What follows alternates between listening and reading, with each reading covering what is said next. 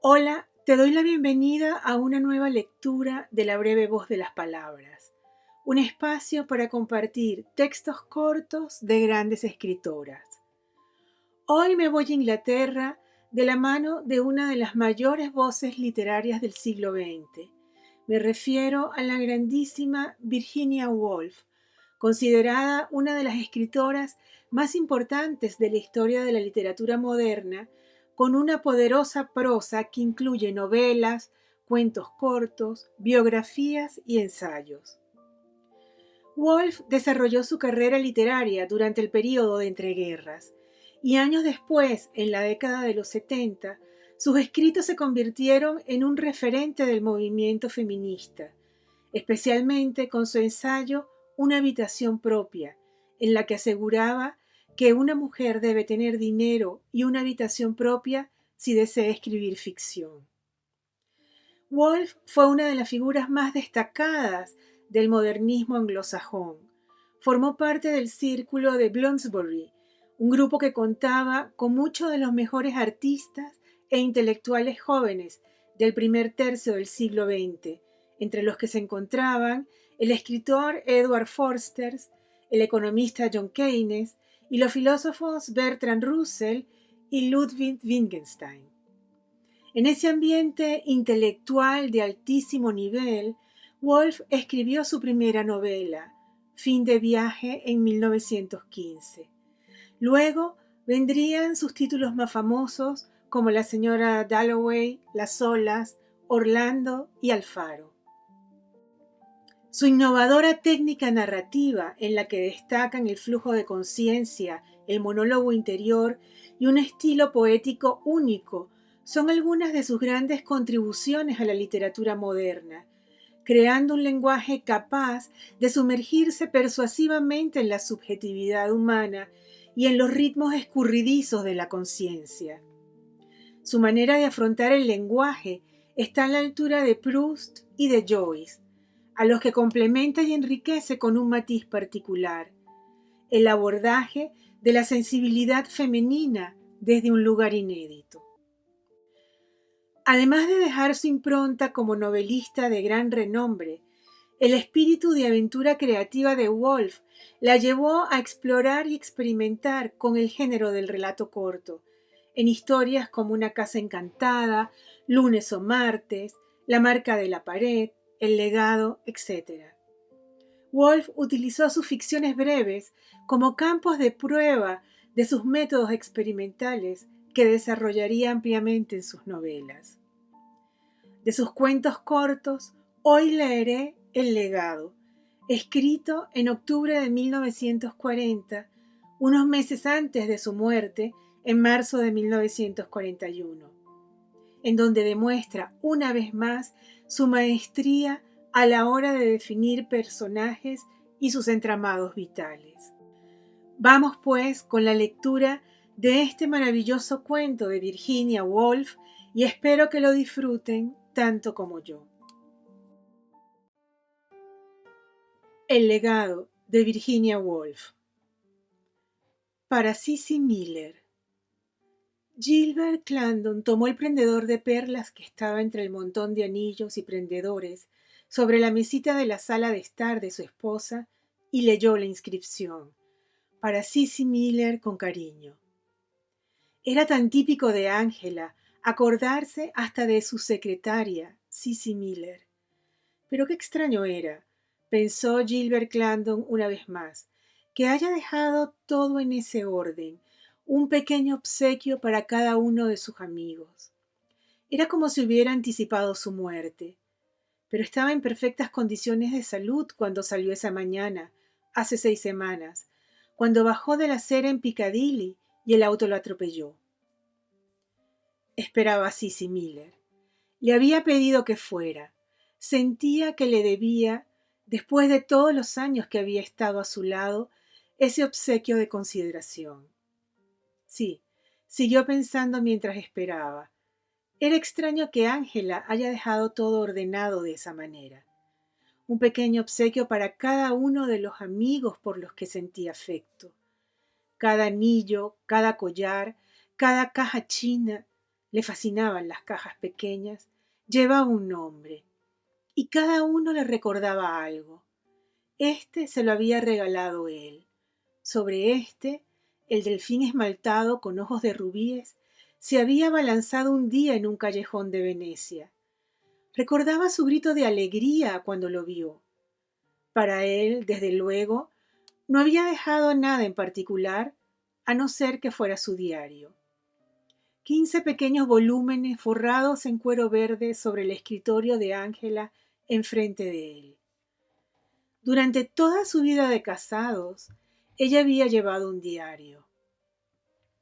Algunas de las pocas veces que, no podría decir discutieron, tuvieron pequeños altercados, había sido a causa de ese diario. Si entraba y la encontraba escribiendo, ella cerraba el cuaderno o cubría la página con la mano. No, podía escucharla decir. Cuando esté muerta, tal vez. Y se lo había dejado como su legado. Era lo único que no habían compartido mientras ella estaba viva. Pero él siempre había dado por sentado que ella lo sobreviviría. Si tan solo se hubiera detenido un momento y hubiera pensado en lo que hacía, estaría viva ahora. Pero había bajado a la calle sin mirar. Así dijo el que conducía el auto en el interrogatorio. No le dio tiempo a frenar. Las voces en el vestíbulo lo interrumpieron. La señorita Miller está aquí, dijo la criada. Entró. Nunca antes habían estado a solas.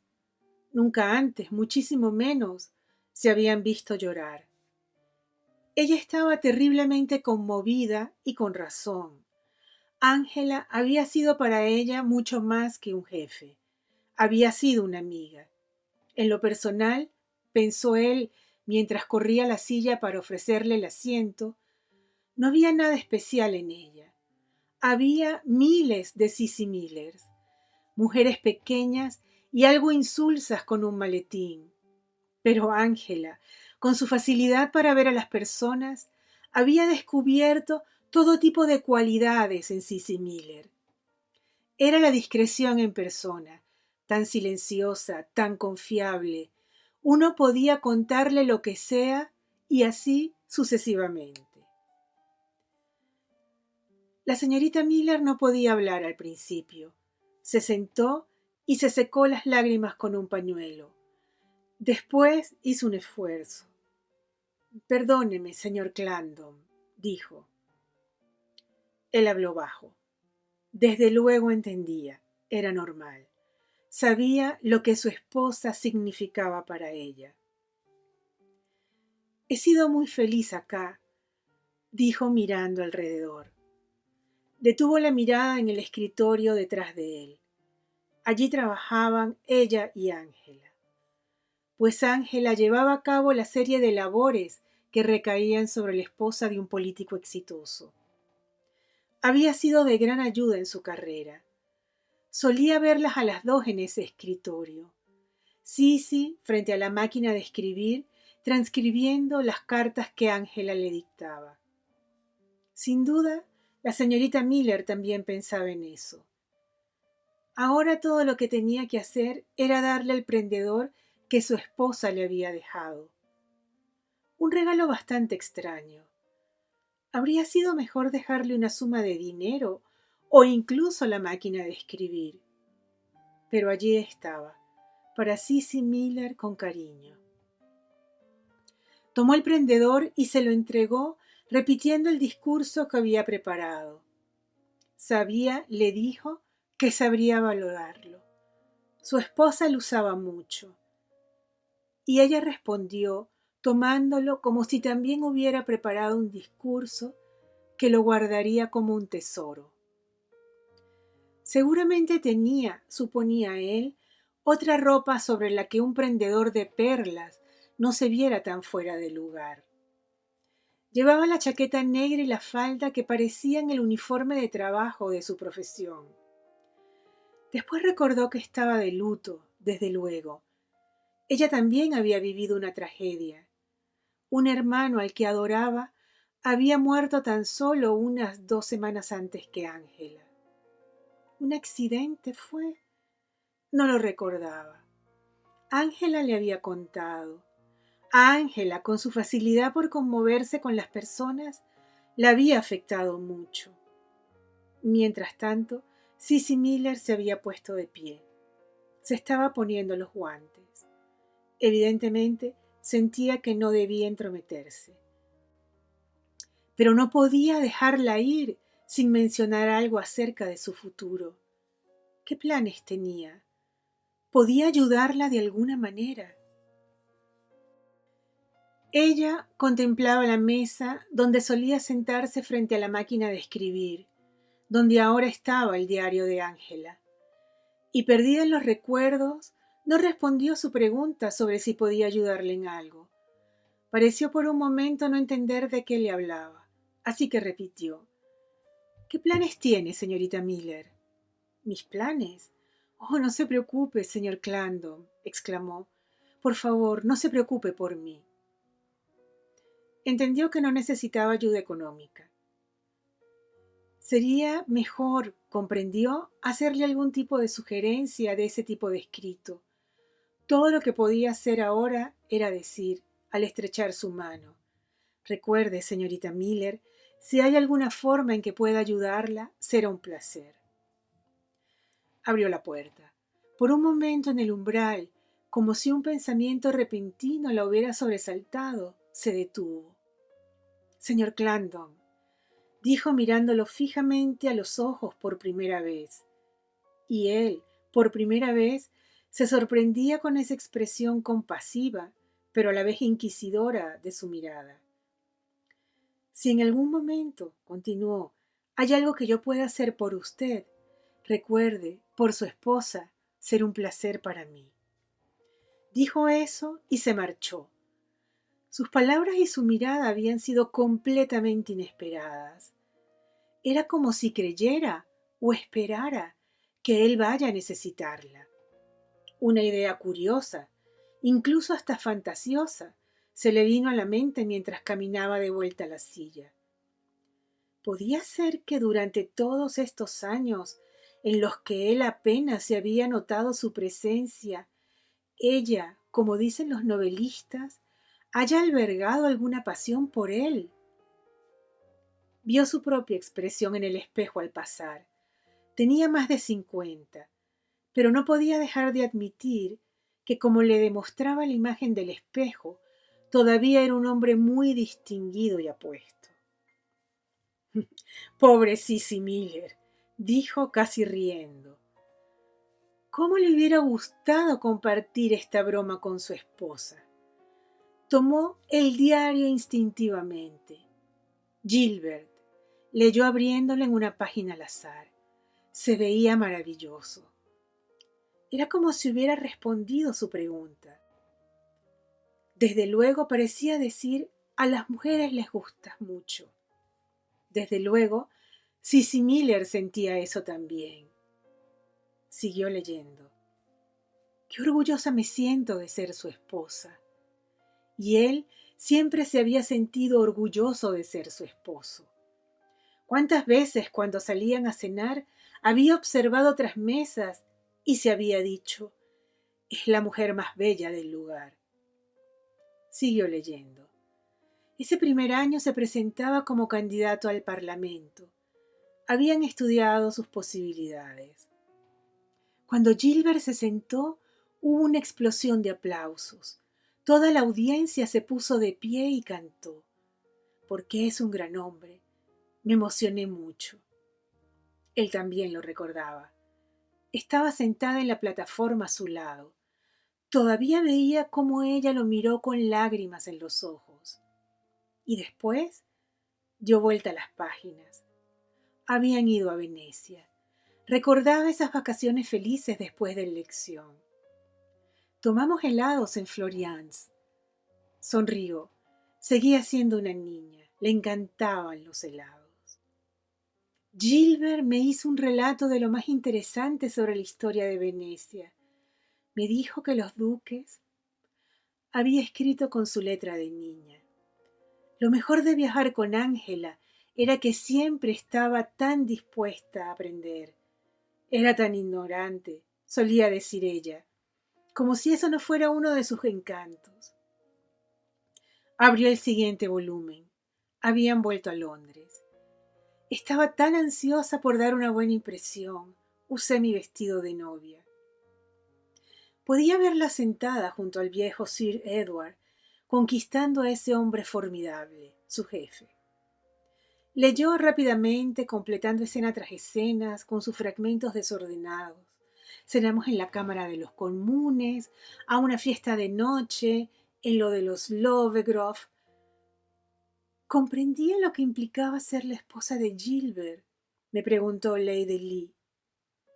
Después, con los años, tomó otro volumen del escritorio. Su trabajo lo fue absorbiendo más y más, y ella, desde luego, pasaba más tiempo sola. Había sido una gran tristeza para ella, aparentemente no haber sido madre. ¿Cómo desearía que Gilbert tuviera un hijo?, leyó. Él nunca se lo había reprochado, a decir verdad.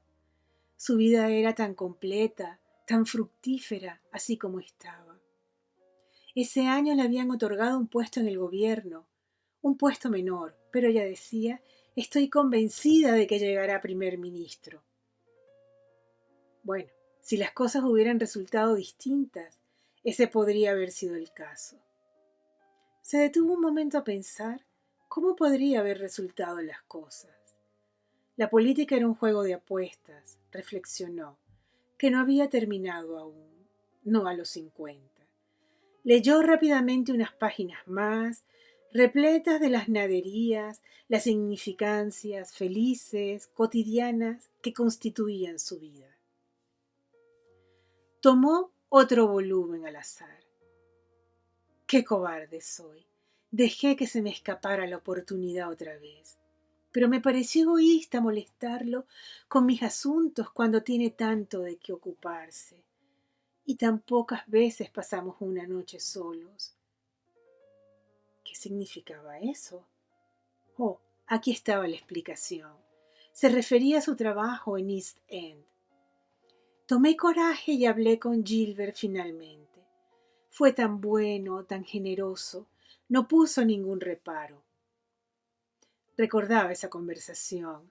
Le había dicho que tenía mucho tiempo libre, que se sentía inútil, que deseaba tener un trabajo propio. Quería hacer algo. Se había sonrojado de forma tan bella al decirlo. Sentado en esa silla, lo recordaba para ayudar a los demás. Él se divirtió un poco con ella.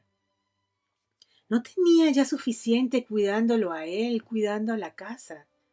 De todos modos, si eso le entusiasmaba, desde luego él no lo impediría. ¿Qué era aquello? ¿Un distrito o un comité? Cada miércoles, entonces, comenzó a visitar Whitechapel. Detestaba la ropa que usaba cuando lo hacía, pero ella se lo había tomado muy en serio, al parecer. El diario estaba lleno de referencias del estilo: vi a la señora Jones, tiene 10 hijos, el esposo perdió un brazo en un accidente, hice lo que pude por encontrarle un empleo a Lily. Se saltó esa parte y siguió leyendo. Su nombre aparecía cada vez menos. Su interés decrecía. Algunas páginas no significaban nada para él. Por ejemplo, tuve una discusión bastante acalorada sobre el socialismo con B.M. ¿Quién era B.M.? Las iniciales no le decían nada. Alguna mujer que haya conocido en alguna de las comisiones, pensó. B.M. criticó violentamente a las clases altas. Caminé a casa después del encuentro con B.M. y traté de convencerlo, pero era tan testarudo. Así que B.M. era un hombre. Sin duda alguna uno de esos intelectuales, como se llaman ellos, tan violentos y testarudos, como decía Ángela. Lo había invitado a la casa, aparentemente. B.M. vino a cenar. Le estrechó la mano a Minnie. Esos signos de exclamación terminaron de completar la imagen que se estaba formando. B.M., al parecer, no estaba acostumbrado a las criadas. Le había estrechado la mano a Minnie. Seguramente era uno de esos trabajadores obedientes que andan ventilando su ideología en las salas de estar de las mujeres. Gilbert los conocía, y no le agradaba este espécimen en particular, quienquiera que fuera BM. Y aquí estaba otra vez. Fui con BM a la Torre de Londres. Dijo que la revolución está por estallar. Dijo que vivimos en un paraíso de idiotas. Era exactamente la clase de cosas que BM diría. Gilbert podía oírlo. Incluso podía verlo con bastante precisión.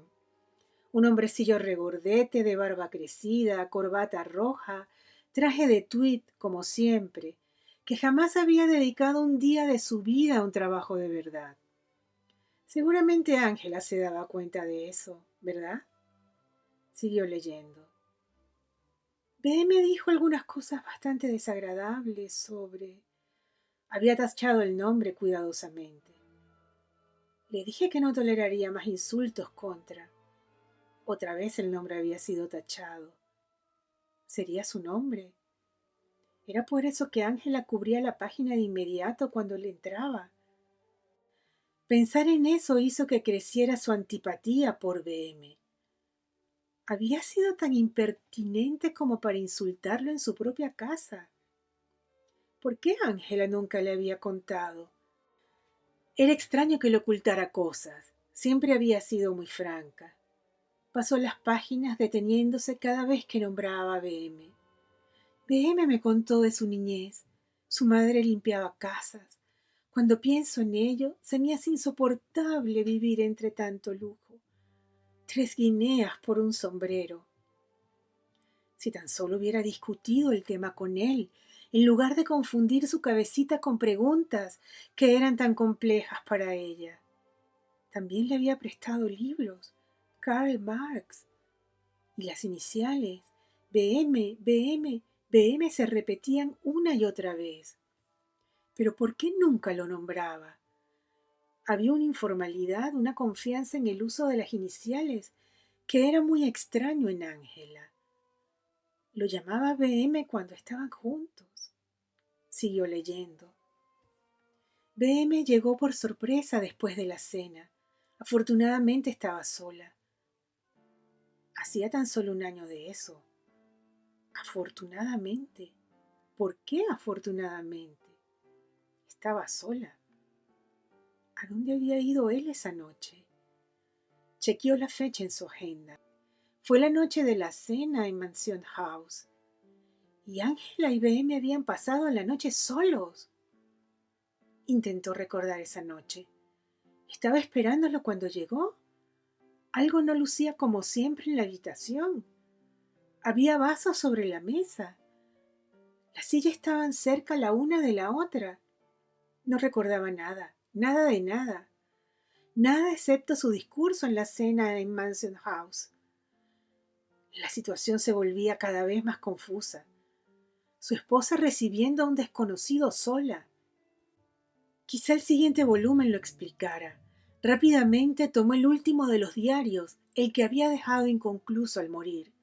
En la primera página aparecía ese maldito otra vez.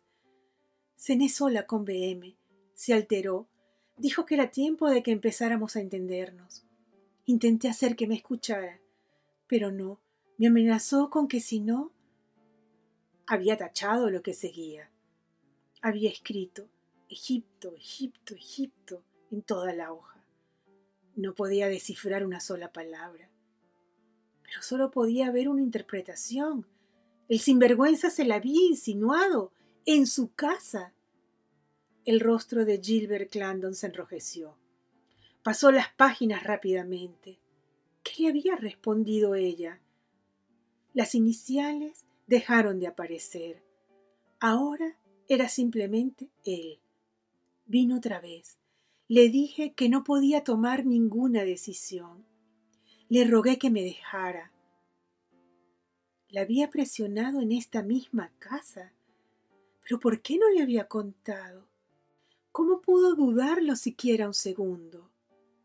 Después le escribí una carta. Después venían varias páginas en blanco. Y después esto. No me respondió la carta. más páginas en blanco.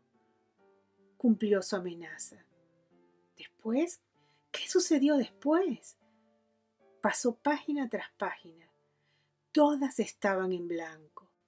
Pero el día antes de morir escribió esto. ¿Tengo yo también el coraje de hacerlo? Allí terminaba. Gilbert Clarendon dejó caer el cuaderno. Podía verla enfrente de él, parada en la acera en Piccadilly, los ojos fijos, los puños cerrados. Aquí viene el auto. No podía soportarlo. Debía saber la verdad. Corrió al teléfono. Señorita Miller. Silencio. Escuchó a alguien moverse en la habitación. Habla Cissy Miller, contestó finalmente la voz. ¿Quién es BM? Preguntó de golpe. Podía escuchar el tic-tac del reloj barato sobre la repisa de la chimenea. Después un suspiro largo. Finalmente ella dijo, era mi hermano. Él era su hermano, el hermano que se había suicidado. ¿Hay algo que pueda explicarle?, preguntó Cissy Miller. Nada, exclamó, nada. Había recibido su legado. Ángela le había dicho la verdad. Había bajado la acera para reunirse con su amante. Había bajado de la acera para escapar de él. Con este increíble cuento de Virginia Woolf, damos por terminada nuestra lectura de hoy. Si te gustó, regálame un like y no te olvides suscribirte al canal.